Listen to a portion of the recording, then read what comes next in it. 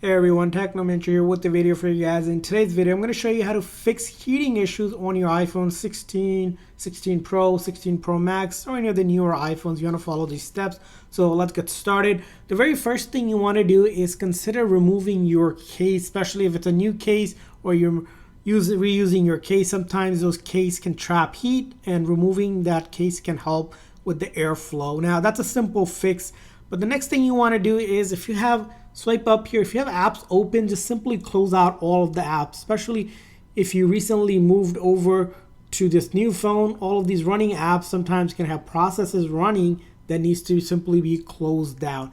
Now, after you have done that, the next thing to do is updating the apps as well, especially if you moved your data over from an old phone to a newer phone. So go into the App Store and click on your profile here, and you're going to see basically all the apps that require update that are going to be here.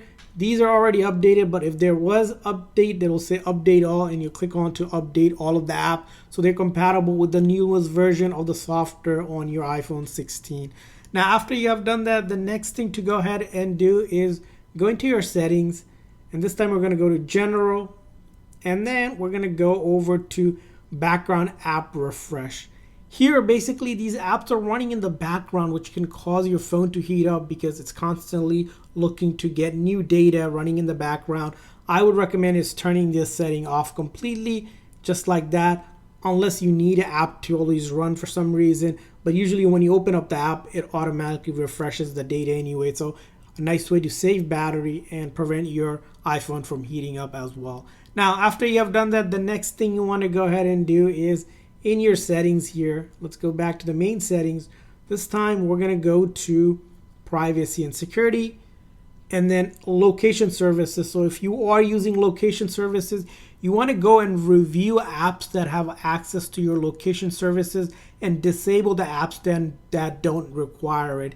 Because what happens is, when you have tons of apps constantly using your location, it uses the GPS, the Bluetooth, and the Wi-Fi hotspot as well, which can pretty much put a lot of stress on the phone and causing it to overheat. So if you didn't want to give access to an app that doesn't require it, you can tap on it, you could select never, and go down the list for apps that don't require access to the location.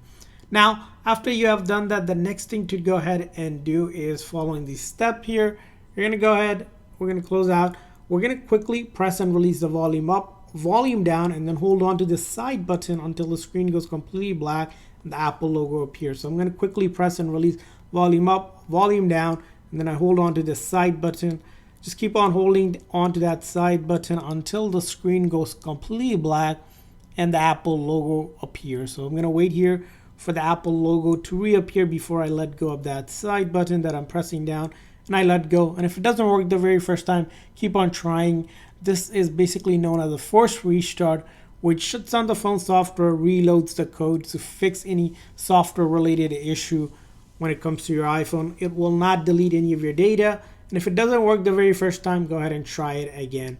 Now, after you have done that and you're still noticing the heating issue, the next thing to do, of course, is see if there's an update out to address this issue, which Apple constantly pushes out updates. So in your settings, you're going to go to General, Software Update, and update your phone to the latest version. As you can see here, each update has important bug fixes and other issues that may be such a heating problem, which you want to update your phone to the latest version to see if that helps. Now, one thing to keep in mind is, if you're still experiencing heating issues and you recently started to use the phone, is that you want to give it enough time. So usually a couple days, because in the beginning the phone does index lots of data, especially if it moved your data over. It needs to make sure that it optimizes it, and it's constantly running processes in the background. So after a few days, see what happens, and usually should be fixed by then.